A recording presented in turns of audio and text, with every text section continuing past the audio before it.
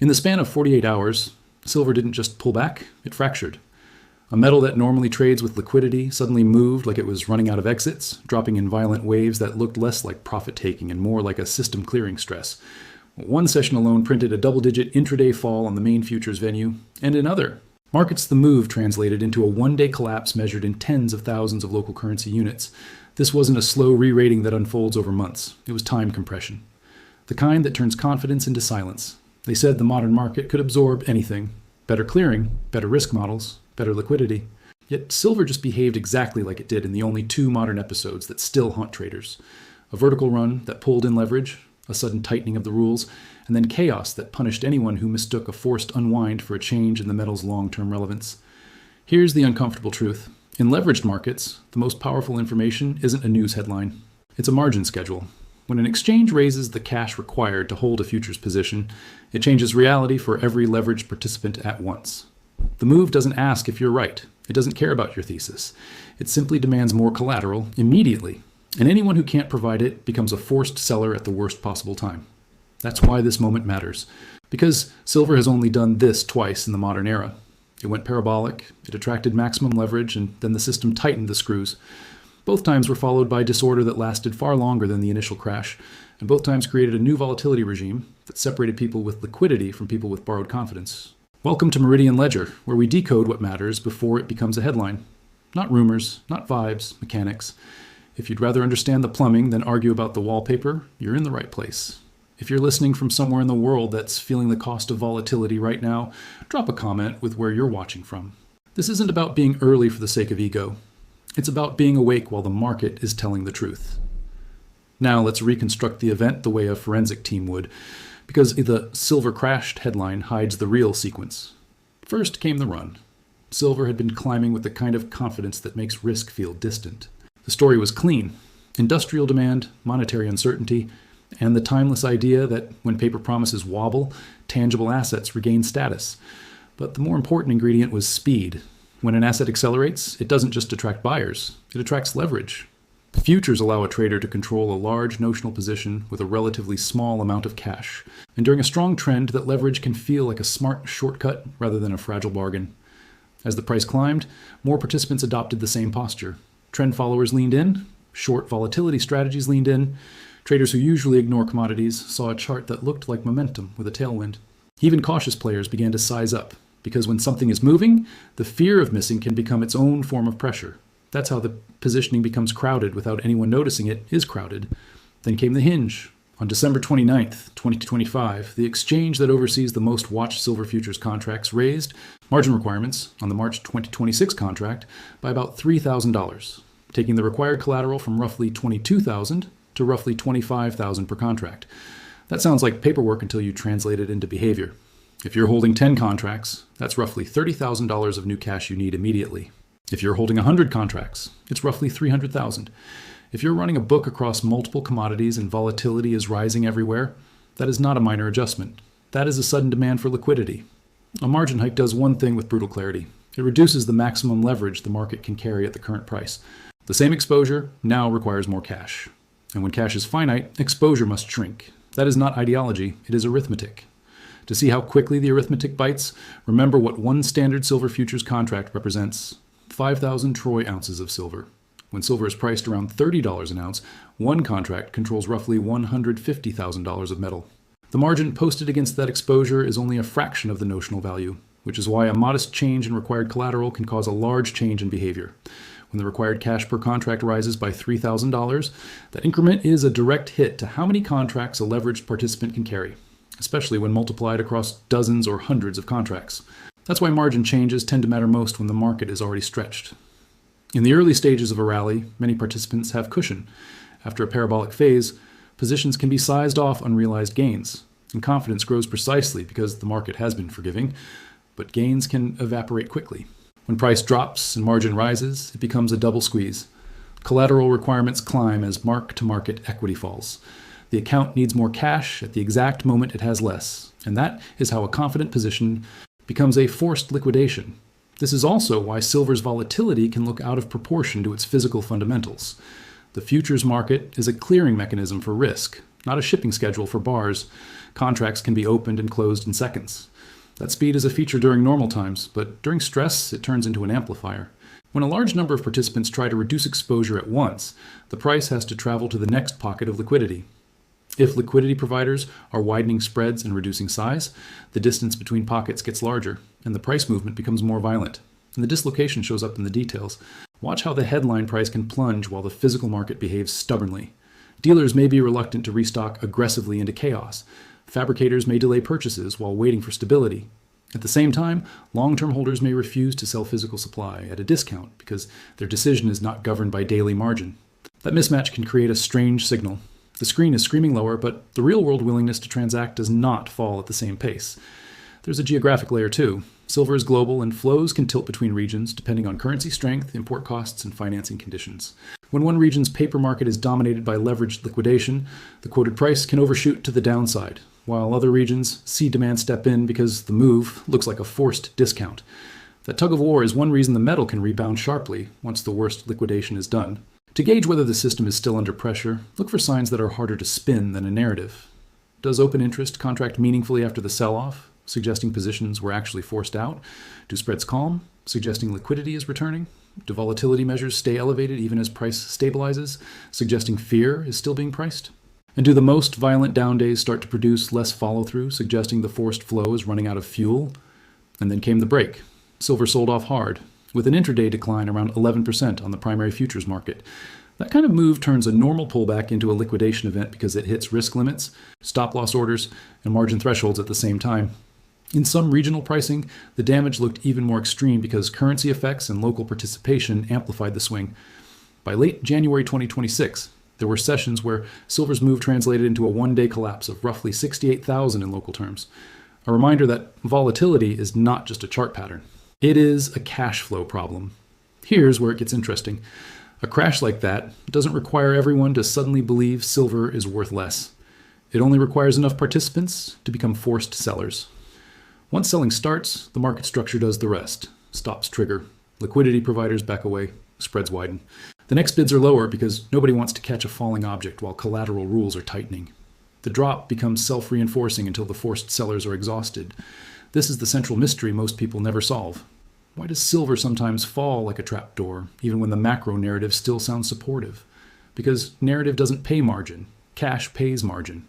And when the rules change, the market reveals who was holding the trade with real staying power and who was holding it with borrowed air. To understand why silver is so prone to this kind of shock, you have to recognize its split identity. It's a monetary metal and an industrial metal. It trades like a financial asset when fear is rising and like a commodity when factories are humming. The two-world existence makes silver unusually sensitive to dislocations between paper positioning and physical flow. In calm periods, those worlds overlap neatly. In stressed periods, they separate, and price becomes a battleground between liquidity needs and long-term demand. Now zoom out, because the hidden pattern only becomes obvious when you line up the prior episodes. In 1980, silver entered a phase that became legend. 45 by mid-January 1980. That's not a normal commodity move. That's an event.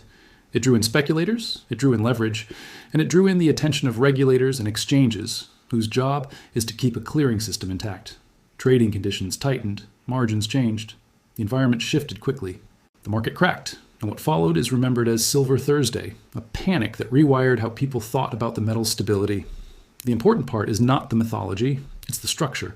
A steep, fast rally concentrates risk in the hands of participants who are most comfortable using leverage. When conditions tighten, those participants become the first to break, not because they were necessarily wrong about the long run, but because they were exposed to the short run requirement of cash. In 2011, the rhyme returned with new costumes. Silver ran from the teens into the high 40s. The narrative again featured monetary anxiety and a hunger for hard assets. And then, as volatility rose, the exchange raised margins repeatedly. Over roughly 8 trading days, margins were increased 5 separate times. The subsequent drop was swift, and the market took a long time to rebuild trust. So when you see a modern margin hike coincide with a violent sell-off, it's not an isolated oddity. It's a familiar lever in a familiar machine. Now, in the current episode, the same machinery is visible, not as a conspiracy, as a mechanism. Exchanges are not moral actors. They are risk managers. When volatility rises, they raise margins to protect clearinghouses and to reduce the odds that a single participant's failure becomes a cascade. From the system's perspective, that's rational. From a leveraged trader's perspective, it's a sudden tax on holding the position. And taxes cause behavior. This is the part no one is discussing. The exchange's risk controls become a market signal because they determine who can remain in the arena. So who is actually moving here? It's tempting to look for a single institution with a single motive, but the market is more impersonal than that.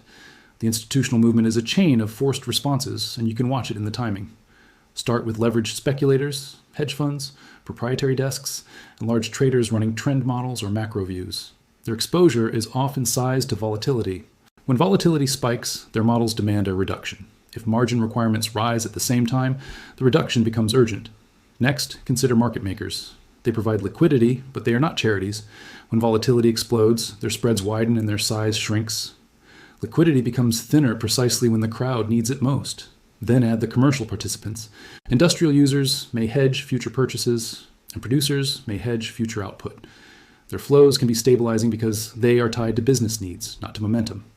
But during a leverage unwind, even stabilizing flows can be overwhelmed. The market can drop through levels where commercial buyers would normally step in because the selling is not a valuation decision. It's a liquidation requirement. Now add passive and systematic strategies. Commodity tracking vehicles rebalance. Managed futures programs respond to trend signals. Risk parity portfolios adjust when volatility rises. Some strategies reduce exposure when realized volatility breaches thresholds. Others reduce when drawdowns hit preset limits. None of this requires a human to lose faith in silver. It requires rules to execute, and rules execute without emotion. This is how coordination happens without a meeting. Everyone is reacting to the same constraint at the same time. Rising volatility, rising collateral demands, and a shrinking willingness to provide liquidity. Now we get to the dislocation, the place where two sets of signals seem to contradict each other and people start arguing. On one side, you have real-world demand and the narrative of tightness. Silver is used in electronics, high-end electrical contacts, specialty chemical applications, and especially solar technology where conductivity matters. Industrial users can't simply stop needing it because a chart turns red. Physical supply chains also move slowly. Mines don't instantly produce more because price is higher and fabrication demand doesn't vanish overnight. That creates a baseline of physical reality that does not update on a 5-minute candle. On the other side, you have the futures market, where enormous volumes of paper contracts can trade many times without a bar moving an inch. In a calm market, paper pricing is an efficient discovery mechanism. In a stressed market, paper pricing can become an amplifier of forced flow. The result is a familiar tension. The screen price collapses while physical premiums can stay firm, or even rise, because physical holders are not compelled to liquidate at the same speed as leveraged paper holders. This is the paper versus physical gap, and it can show up as a simple contradiction. People look at a falling futures price and assume demand is gone.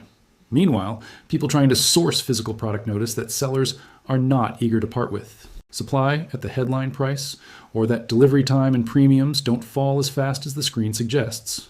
Two realities, one metal: dislocations don't persist indefinitely. They resolve one of two ways. Either physical conditions loosen, or paper stress exhausts itself. But the resolution is rarely clean. It usually comes through a messy process that tests confidence on both sides, because the market has to move from a state of forced action back to a state of chosen action. Now let's anchor this in evidence, because adjectives don't explain margin calls.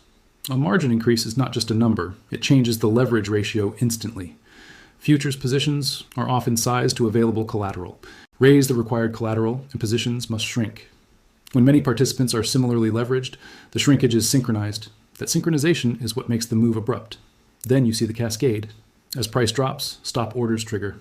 As stops trigger, the drop accelerates. As the drop accelerates, volatility rises. As volatility rises, risk limits tighten. If margins rise again, or if financing gets more expensive, the system tightens further. It becomes a feedback loop. Higher volatility leads to tighter constraints. Tighter constraints force selling. Forced selling increases volatility. This is why silver crashes can feel like gravity suddenly doubled. There is another layer that makes the drop look mysterious to outsiders: cross-market collateral. Many traders don't run silver in isolation. They run portfolios. When one position draws down and demands more margin, they may sell other assets to raise cash, or they may reduce the silver position to stop the bleed. That means stress can spread. A silver margin call can become an equity sale, a bond sale, a currency hedge adjustment, and then, indirectly, even more selling across the original silver exposure as correlations tighten under stress. Now let's make the mechanism simple without dumbing it down. Imagine a crowded theater where everyone is allowed to bring a backpack. As long as the aisles are clear, movement is fine. Then a rule changes. Backpacks must be larger, and you have to carry 2 of them. Most people can't. They drop one to comply. Now imagine everyone drops at once. The aisles clog. People bump into each other. Movement slows. That's liquidity thinning. The price movement you see is the market clearing the aisle. When the rule changes in silver, the first sellers are not necessarily the most pessimistic. They are the most constrained. That's why the selling can appear irrational. The market is not voting on value. It is enforcing solvency. So what does this mean from here? Not as a guaranteed prediction, but as a map of what history tends to do after silver enters this kind of volatility regime. The conservative path is stabilization. Forced selling exhausts itself. The market finds a floor once the most leveraged participants are out. Volatility slowly declines. Price may drift in a wide range while confidence and liquidity rebuild. This phase feels boring, but it's common, and it's when the market quietly repairs damage. The moderate path is a retest cycle. Price bounces hard, convincing late sellers they were wrong, then rolls back to test the lows as residual leverage is flushed.